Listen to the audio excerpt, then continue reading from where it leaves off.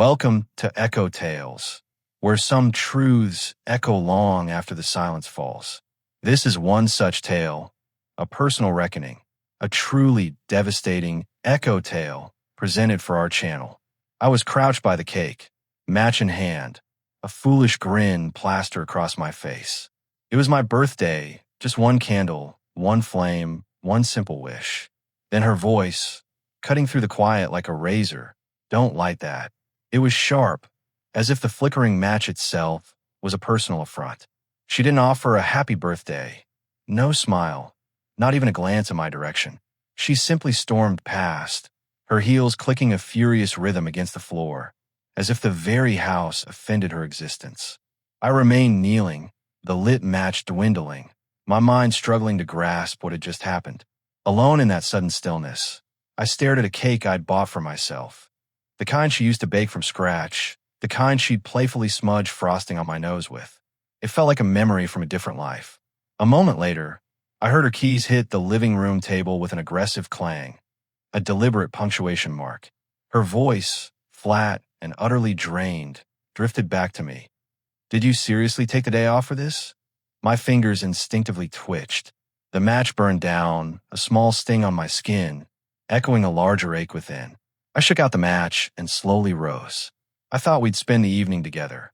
I ventured, my voice unnaturally soft, each word a fragile offering I feared she'd shatter. "Like we used to." That was it. That was the tripwire. She spun around, a whirlwind of suppressed anger. "I can't do this," she spat. "This pathetic rom-com routine where I come home and you've played house. Do you honestly think this fixes anything? You, sitting here like a kicked puppy with a candle and a plate." My throat tightened, words seizing in my chest. There was nothing I could have said. The room swelled, cold and desolate. The unlit candles flame a lonely flicker, as if even it felt unwelcome. Then, her eyes found mine. She saw me, my stunned expression, my trembling hands, the way my shoulders had slumped under the crushing weight of her words. Her tone instantly deflated. "Oh, Everett. Wait. I didn't mean it like that. I'm just so tired. I love you, okay?" I yearned to believe her, desperately. But as she turned away, a flicker of light caught my eye on the counter behind her. Her phone. A message. A fleeting flash, but the name wasn't mine. It was Kellen. "Did you give him the speech?" "LOL. Tell me how he looked when you said it." I stood there, paralyzed, staring at the screen as if it had delivered a physical blow. "Did you give him the speech?" The phrase reverberated in my mind, a cruel, mocking echo chamber. A speech, something rehearsed, scripted, shared, with someone else. I couldn't move, couldn't breathe. I watched the screen until it mercifully went dark, the damning words swallowed by the shadows.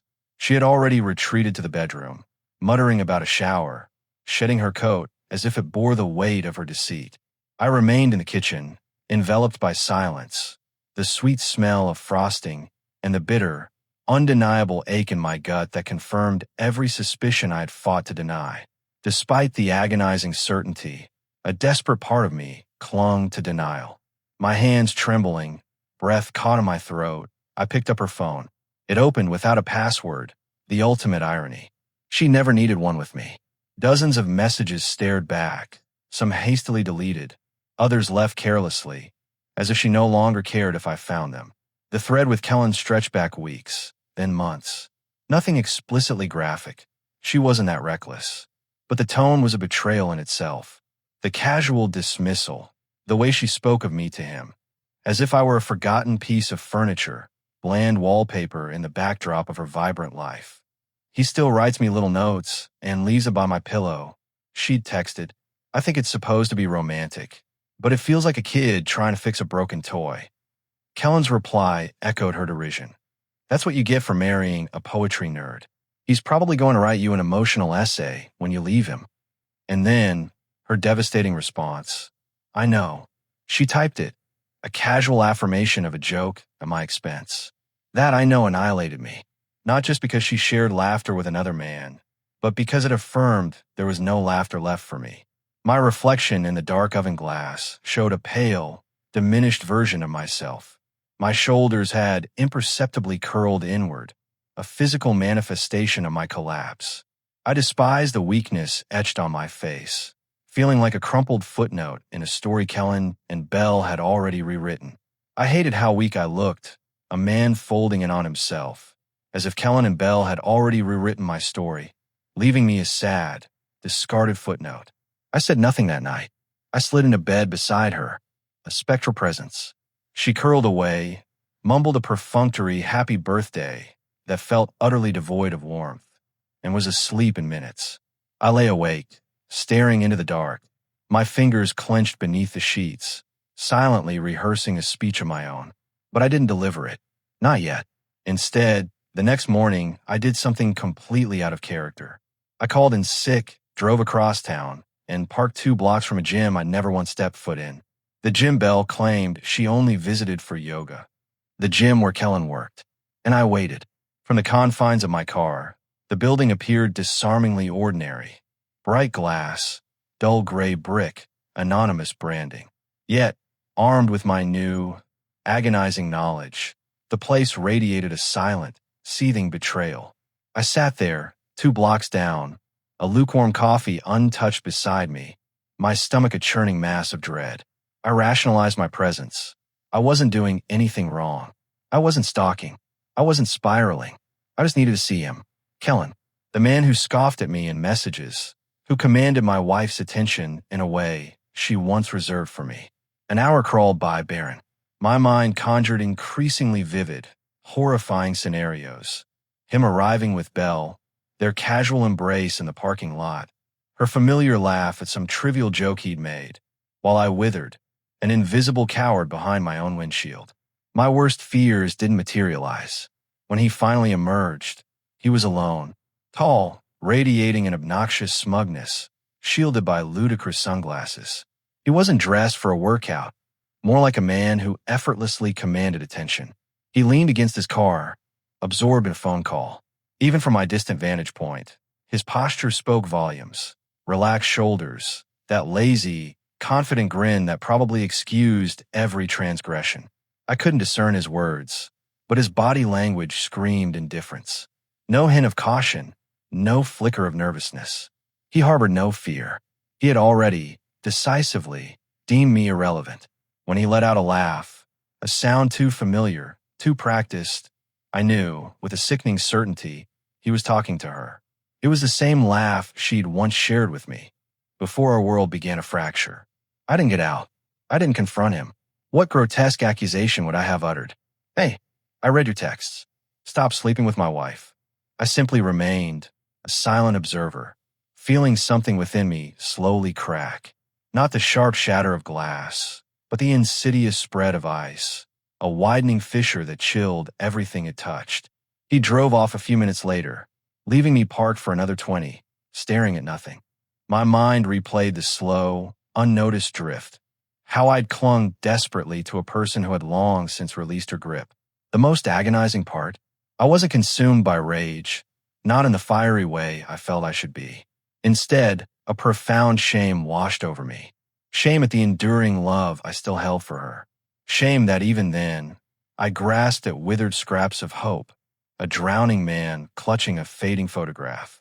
I drove home slowly, attempting to persuade myself that I could maintain the pretense a little longer. But the moment I stepped inside, the atmosphere felt fundamentally altered, not merely emptier, but disturbed, as if unseen hands had rearranged the very fabric of our life while I was away. Her keys were conspicuously absent from their hook. A familiar pair of heels was gone.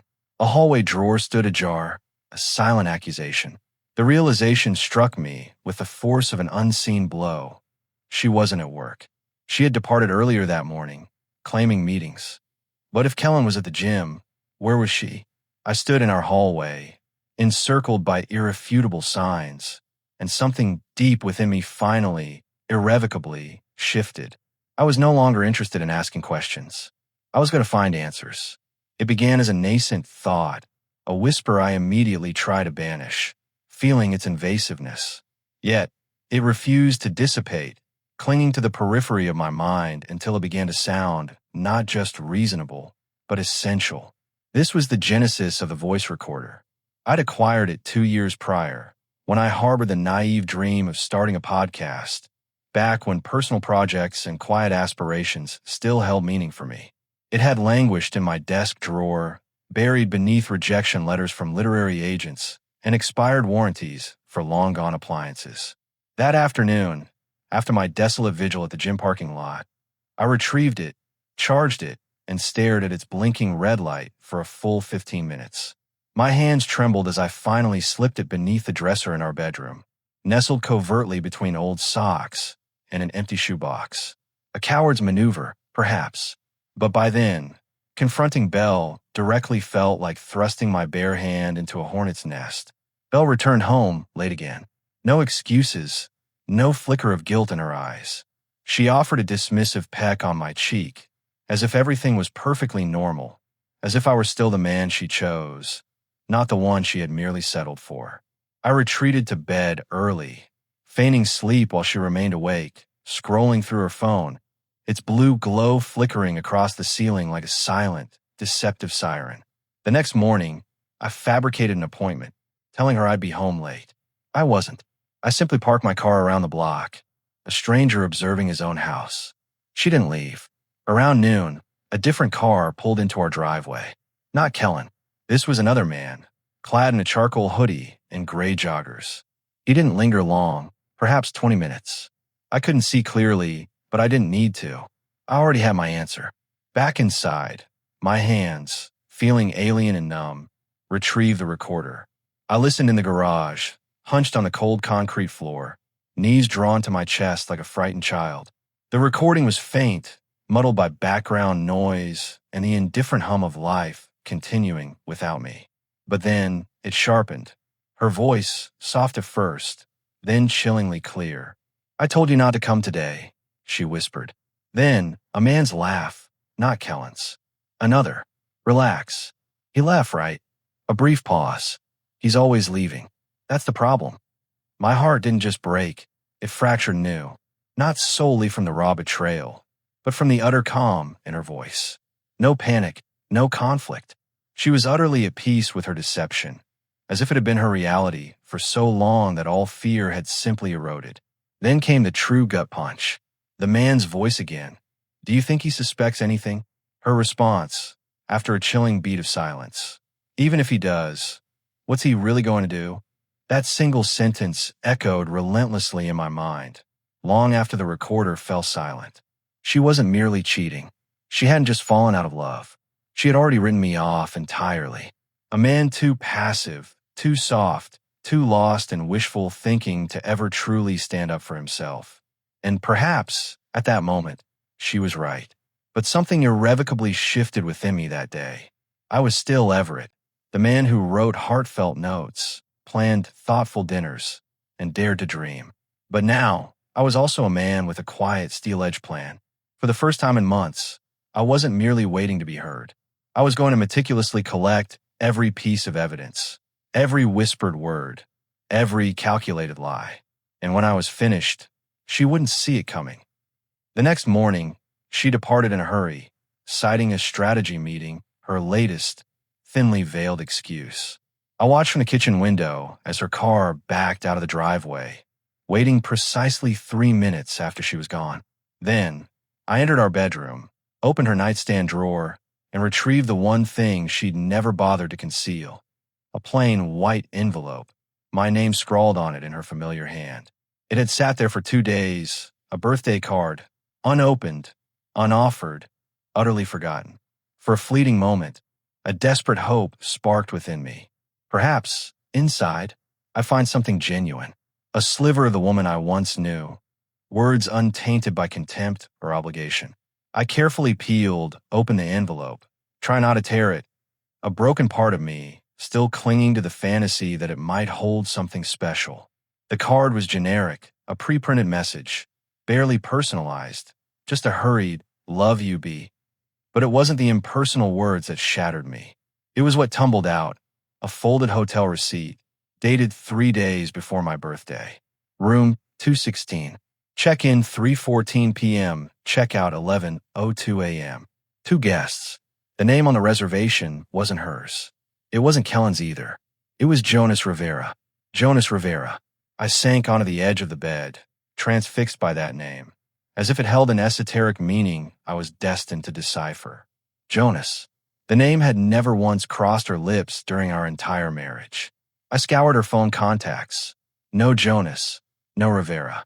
Not a single trace hinting at this man's identity. So, I took a step I never imagined I would. I opened her laptop. It was synced to her Gmail. She had no inkling I knew her password, but a distant memory resurfaced. She once mentioned using her mother's birthday for everything. And there it was. A deluge of emails. Hundreds, nestled within a hidden folder, cryptically named Tides. Like a private joke, designed to exclude me. The messages were meticulously crafted. Vague, coded, never explicit. Yet, they painted an excruciatingly clear picture. Jonas wasn't a fleeting affair. He wasn't new. He had been a silent, insidious presence in the backdrop of our lives for over a year. They spoke of me as if I were an inconvenient piece of old furniture she was trying to discard. She's going to tell you soon. Jonas had written in one email. You just have to hang on. Play it nice for a few more weeks. Once we're out in the open, everything will be different. Out in the open. The words sent my stomach plummeting, a sensation I can only describe as the floor dropping away beneath me. Yet I somehow remained upright. They weren't merely planning a future. They were meticulously orchestrating my complete erasure from it. I closed the laptop, sinking into a silence that stretched for what felt like an hour. My birthday, the entire emotional ordeal, had been nothing but a performance.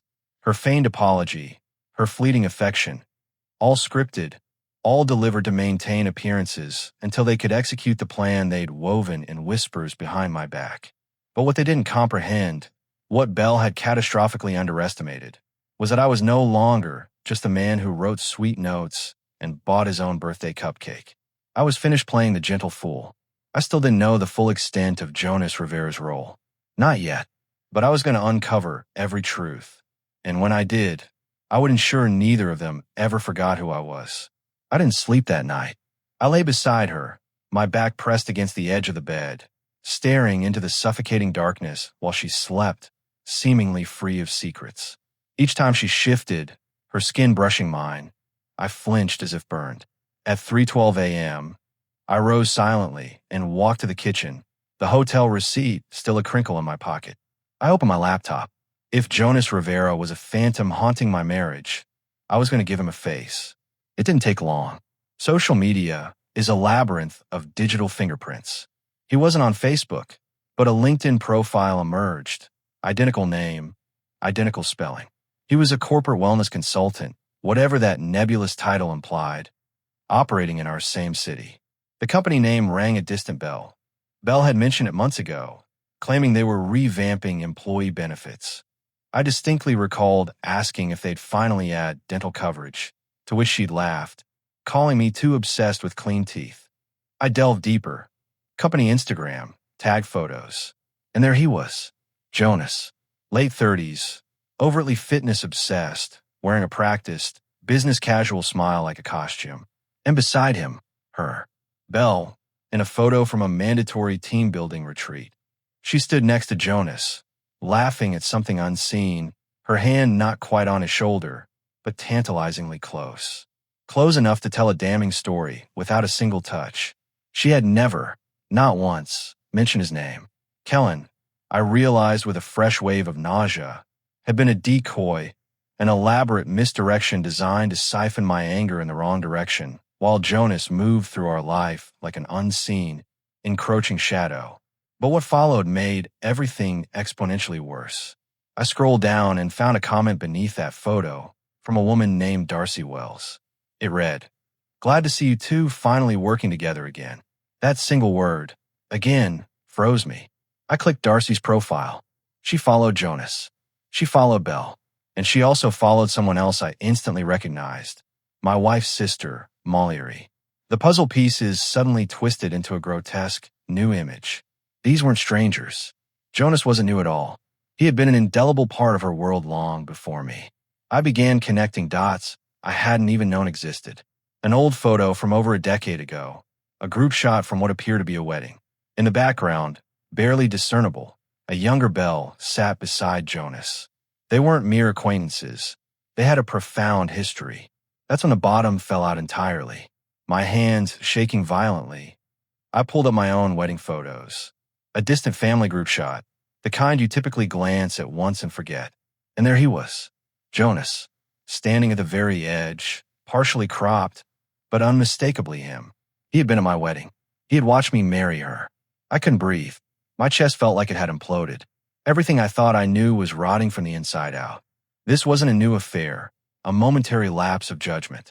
This was a long con, a meticulously masked history buried beneath years of calculated deception. Belle hadn't just fallen out of love. She might have never loved me at all. I hadn't spoken to Belle's sister, Molly, in almost a year. They'd had a major falling out after a family trip where Molly had accused Belle of always needing a backup plan. At the time, I dismissed it as typical sibling drama. Now, I was terrifyingly uncertain. That night, after seeing Jonas in my own wedding photo, I sat in the dark, illuminated only by the glow of my laptop screen. A single contact lit up, Molly. My finger hovered over her name for what felt like an eternity. Then I hit call. Everett, she answered cautiously. Is everything okay? Not even close. I whispered, my voice raw. I need to ask you something, and I need you to be brutally honest. A long pause. I could hear the faint murmur of her TV, a laugh track playing in the background. Then it clicked off. If this is about Belle, she said. Her voice waited. You better be ready for the answer. I found a receipt. I began, my throat parched, and photos and emails and Jonas. The moment I uttered his name, she exhaled sharply, a breath she'd apparently held for years. She didn't feign ignorance, didn't ask, who's Jonas? Instead, she simply said quietly, you found out. I remained silent, waiting. I always thought she'd tell you herself. Molly continued, her voice tinged with resignation. I warned her this would blow up eventually. But she's Belle. She believes she can juggle fire and never get burned. Just tell me. I manage a mere rasp. How long has it been going on? Another pause, then the stark truth. Before you, she said. She and Jonas were on and off since college. He was always lurking in the background. Even when she dated other guys. Even when she married you. I think she married you because he was with someone else at the time. I felt an abyssal sickness. She said you were stable, safe, the kind of guy who wouldn't question things. Molly added, clarifying, her words, not mine. She said you'd give her the life she needed, while Jonas was the one she really wanted.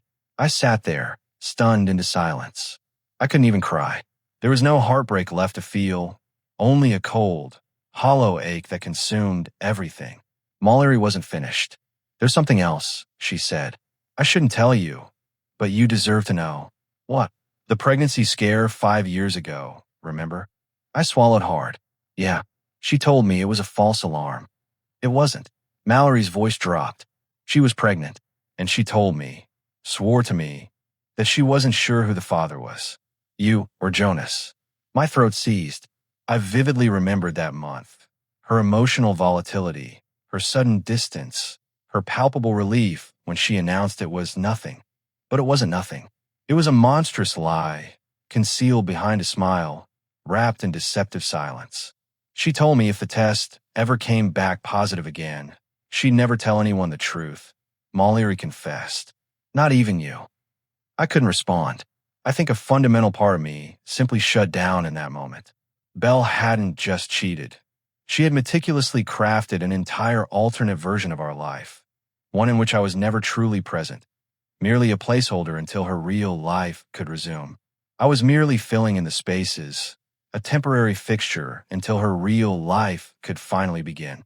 But she had catastrophically underestimated me. She believed I would remain lost in the fog indefinitely. Now, I possessed everything.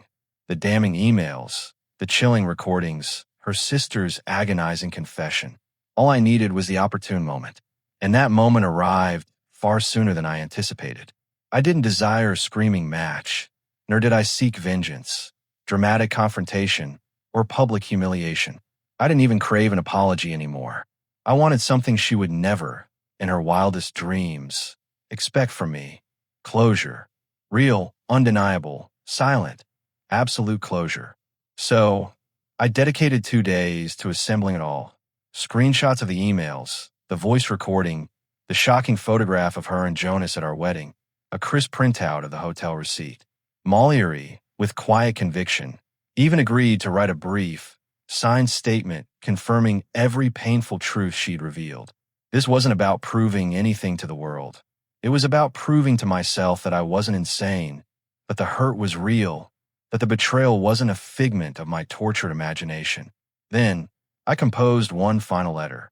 Not poetic, not emotional, just stark facts. Calm, honest, definitive. I informed her that I knew everything, that I wouldn't fight, beg, or attempt to mend what had been broken from its very inception. I wished her well in her relentless pursuit of whatever she kept chasing, but made it unequivocally clear that it would no longer be with me. I placed everything into a small box, wrapping it with the same meticulous care I once reserved for her birthday gifts. Neat, thoughtful, adorned with a delicate gold ribbon. I left it by the front door, my keys resting on top. She wasn't home, having conveniently gone to dinner with a coworker. This time, the specific lie was irrelevant. Then I left. I didn't slam the door, didn't cast a final glance at the house that had once been our sanctuary. I simply walked to my car, infused with the profound lightness of a man who had finally, truly, stopped drowning. I stayed at a friend's place that night. The next morning, a text arrived from her. No words, just a single photo. The open box, papers strewn across the floor, her hand pressed against her mouth. She looked like a woman struck by a truth she believed would never materialize. She called 13 times. I answered 0. A week later, the divorce papers were filed. Clean. No bitter arguments. No financial battles. She didn't contest a single thing. Perhaps because she knew the truth, once exposed, would inflict far greater damage. Or perhaps, finally, she recognized she had lost the one person who genuinely believed in her, when no one else ever truly had. It's been 8 months now. I've started writing again, but this time, it's for me. No more desperate letters attempting to save someone else. Just stories, slowly, carefully rebuilding myself. I don't hate her. I don't love her either. I'm simply free. It's ironic how I once equated walking away with losing. But sometimes, the quiet, dignified exit is the ultimate victory. This chilling narrative, a definitive reckoning for the heart, is a true echo tale presented for our channel. We encourage you to like, subscribe, and turn on notifications for more profound stories just like this.